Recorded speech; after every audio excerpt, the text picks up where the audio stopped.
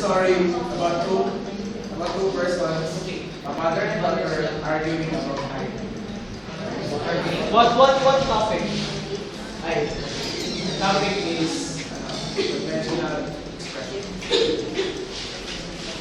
Mom, I'm gonna go play because we're gonna make It's so over. It's time before final. Oh, stop this conversation.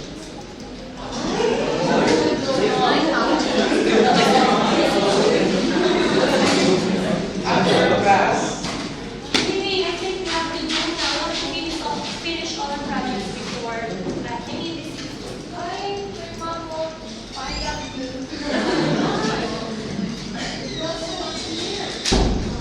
Sorry, we have to do it as we can't finish all of this ourselves.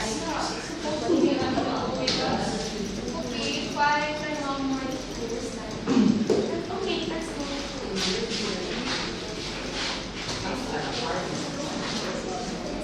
Okay, this part is yours. Start. So hard.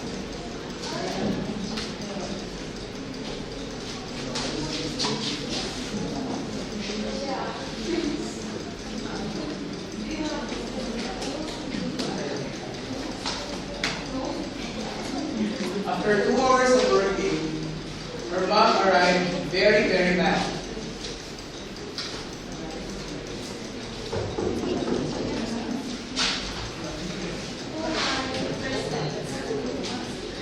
But mom, we have to finish it. Get in the car. Let's go.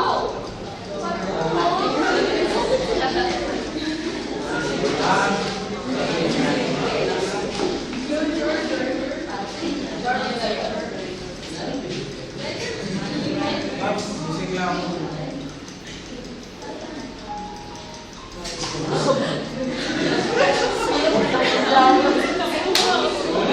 What did you do? But mom was very important. It's for a project. But mom.